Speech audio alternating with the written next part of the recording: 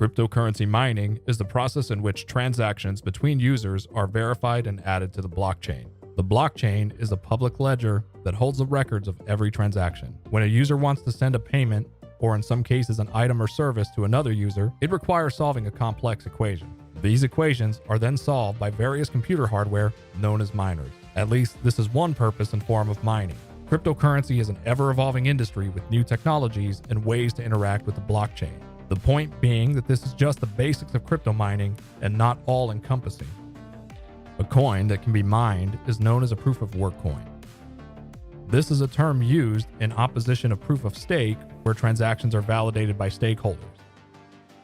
Stakeholders are people who own a certain amount of the currency and lock it in a wallet to validate transactions. While proof of stake is becoming more viable thanks to advances in technology, it is generally considered more vulnerable to what is known as a 51% attack. A 51% attack can be executed when a validator owns more than 50% of the total volume of the coin. This doesn't mean, however, that proof-of-work coins or mining isn't vulnerable as well. A mineable coin can suffer a 51% attack if someone controls more than 50% of the hash power. The hash power, better known as hash rate, is the measurement of the mining hardware's ability to complete equations. More exciting than that is that it is also the measurement of how much money a miner can potentially earn. The two most important metrics for mining are hash power and power consumption measured in watts. Mining hardware requires power, and power costs money. Depending on the miner's choice, this cost can be upfront in the case of solar or recurring in the case of buying from their power company. Either way, the goal is to keep your watts low and your hash rate high. Before investing into mining, you want to calculate both of these metrics. This brings us to mining hardware. There are currently 4 types of mining hardware: ASICs, GPU, CPU, and more recently, FPGA. ASICs stands for Application-Specific Integrated Circuit. ASICs are developed for a specific algorithm. Think of the algorithm as the language used to communicate between the miner and the blockchain. The most popular cryptocurrency mined with ASICs is Bitcoin. ASICs are typically the most efficient use of power versus hash rate. However, ASICs present unique challenges for miners as follows. ASICs will only mine one algorithm, meaning if the particular algorithm changes, the hardware becomes useless. Additionally, ASICs have no resale value, meaning when upgrading hardware in most cases, the miner will not be able to recoup any cost of the hardware.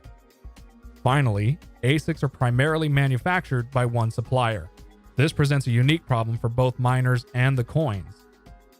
For miners, availability comes after the supplier has filled their own farms, and for the coins presents a possible vulnerability in the form of the aforementioned 51% attack.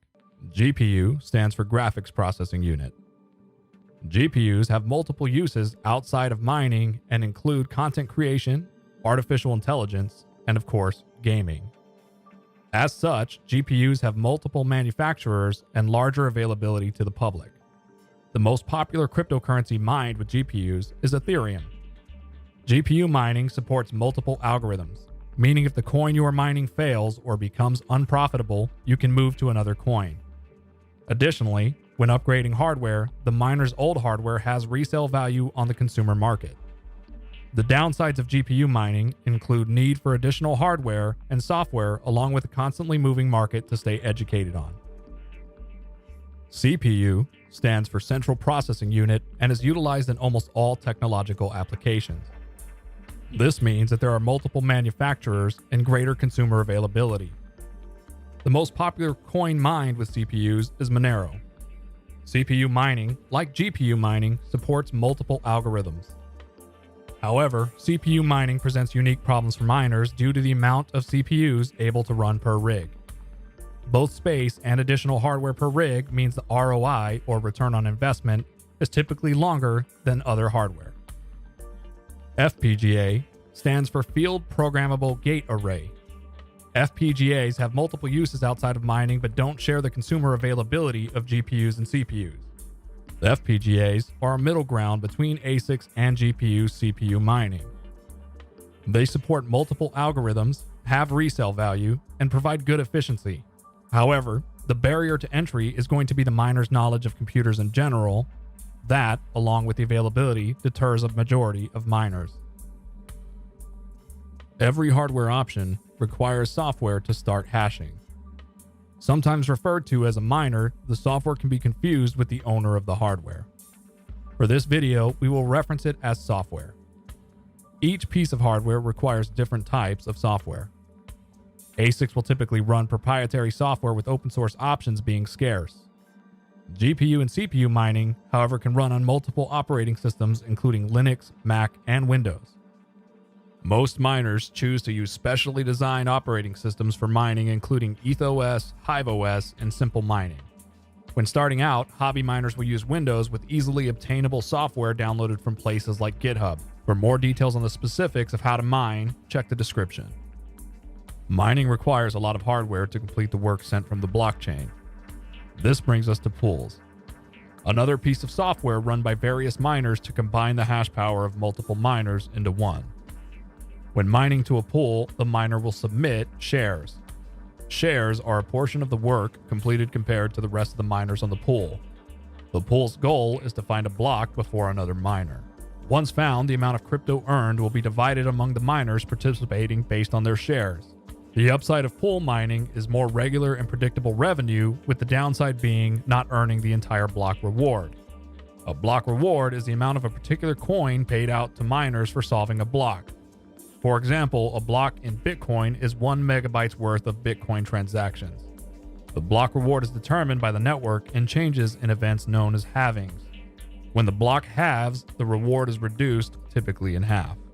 This means miners must take into account changes in reward versus price of the coin itself.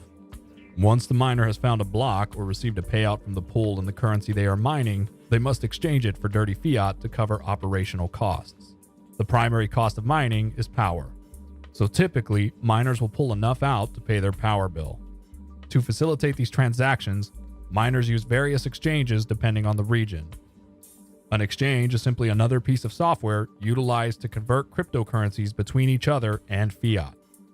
Examples could be Coinbase, Crypto.com, and Binance. Thanks for watching. If you found the content helpful, consider leaving a like and subscribe below.